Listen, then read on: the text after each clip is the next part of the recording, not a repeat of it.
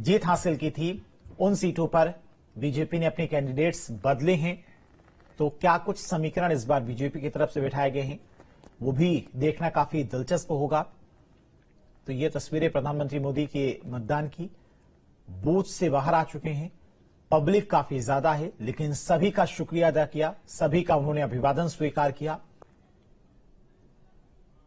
तो सीधी तस्वीरें आप देख रहे हैं।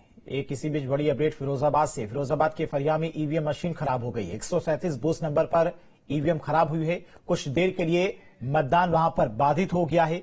तो ये बड़ी अपडेट आपको बता रहे फिरोजाबाद से। फिरोजाबाद के फरिया में ईवीएम मशीन खराब हुई है।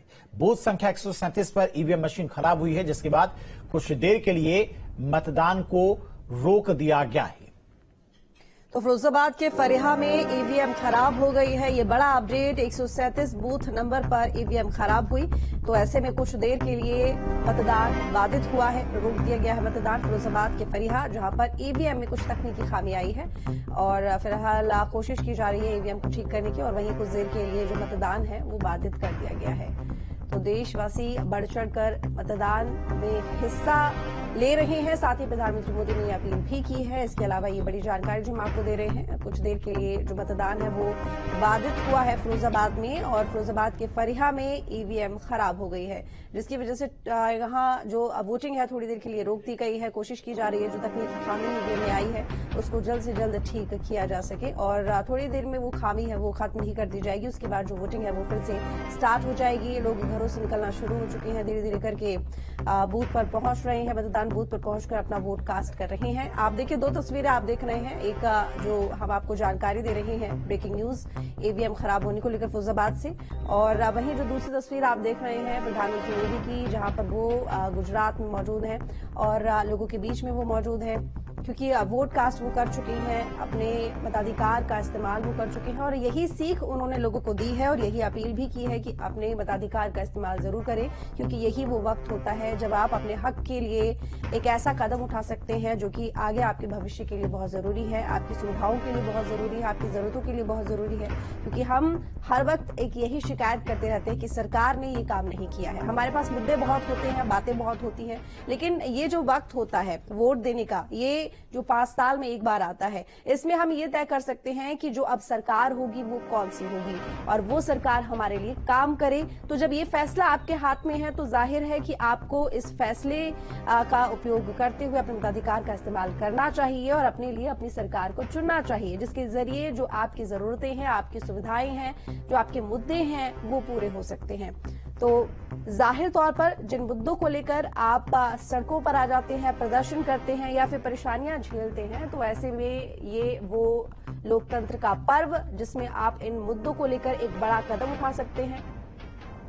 और प्रधानमंत्री मोदी जिन्होंने मीडिया से बात करते हुए ये तमाम बातें कही हैं कि मताधिकार का इस्तेमाल जरूर करें, वोट देने के लिए जरूर जाए, गर्मी बहुत है, पानी की बोतल लेके जाए साथ में, जाहिर तौर पर, क्योंकि वाकई में जो टेम्परेचर है वो बहुत ज्यादा हो गया है। तो ऐसे में लाइन भी थोड़ी सी लंबी होती है। क्यों थोड़ी लंबी होती है? तो थोड़ा इंतजार करना पड़ता है, और जिस तरह से तकनीकी खामी फिरोजाबाद में आई, इस तरह की जो तकनीकी खामियां हैं उनका सामना भी आपको करना पड़ सकता है। तो जो मताधिकार का इस्तेमाल करने के लिए लोग मतदान देने के लिए बूथ पर जाते हैं, तो जाहिर है कि उनको वहां थोड़ा इंतजार भी करना पड़ जाता है। तो कोशिश करें कि अपने साथ पानी की बोतल लेकर जरूर जाएं, और जो व्यवस्थाएं हैं चुनाव आयोग की तरफ से इस बार की गई हैं, क्योंकि पहले फेज में देखा गया वोटिंग प्रतिशत कम था, तो ऐसे में देखते हुए अगली बार से ये तमाम व्यवस्थाएं बेहतर की गई हैं, दुरुस्त की गई हैं, जो कि इस बार बूथ स्थलों में देखने को भी मिल रही हैं, ताकि वोट प्रतिशत बढ़ सके। तो ऐसे में कहा भी जाता है कि पहले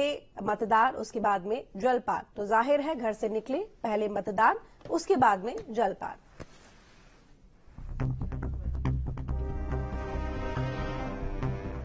यूपी की 10 सीटों पर वोटिंग सुबह 7 बजे से जारी है। लोग घरों से बाहर निकल रहे, मतदान करें। संभल, हाथरस, आगरा सीटों पर वोटिंग हो रही है। फतेहपुर सीकरी, फिरोजाबाद, मैनपुरी सीटों पर मतदान जारी है। एटा, बदायूं, आंवला और बरेली सीटों पर भी सुबह 7 बजे से मतदान शुरू हो चुका है। तीसरे चरण के लिए मैदान में 100 प्रत्याशी करीब हैं और तीसरे चरण का मतदान जारी है। आज 100 प्रत्याशियों की किस्मत ईवीएम मशीन में कैद होगी और उसके बाद 4 जून को उनकी किस्मत का फैसला होगा। तो फतेहपुर सीकरी एटा, बदायूं, आंवला, बरेली सीटों पर वोटिंग लगातार जारी है। कई दिग्गजों की साख भी इस बार दांव पर लगी है। बिल्कुल, कई बड़े चेहरे हैं जिनकी साख दांव पर लगी है। और यहां पर बात अगर हम कर ले मैनपुरी से डिम्पल यादव की, या फिर हम बात यहां पर कर ले जो कि जिन्हें पहली बार मौका मिला है चुनाव लड़ने का, आदित्य यादव की, जो कि बदायूं से चुनाव लड़ने वाले हैं, शिवपाल यादव के बेटे हैं। युवा चेहरे की मांग को लेकर उन्हें यहां पर मैदान में उतारा गया है। वहीं इसी तरह से अक्षय यादव भी, हालांकि वो 2019 में चुनाव नहीं जीते थे, लेकिन क्योंकि उससे पहले उन्होंने चुनाव जीता है और ऐसे में इस बार ये भी आशंका जताई जा रही है कि उन्होंने लगातार एक्टिव रहकर इस बार जनता को काफी हद तक अपने पक्ष में किया है। इस तरह के तमाम बड़े चेहरे है जो कि मैदान में है। देखना होगा कि आगे क्या परिणाम आता है।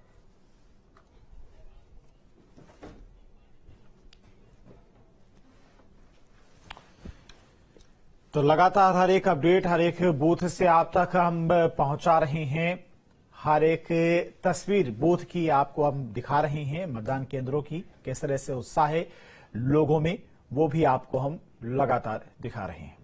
तो संवाददाता भी हमारे साथ में जुड़े हुए ज्यादा जानकारी के साथ में शुभम हमारे साथ जुड़े हुए हैं मैनपुरी से। शुभम, मैनपुरी में क्या देखने को मिल रहा है? जाहिर है कि सुबह का वक्त है, लोग ये जो एक स्लोगन दिया जाता है, नारा दिया जाता है कि पहले मतदान बाद में जलपान, तो क्या उसका असर देखने को मिल रहा है या नहीं?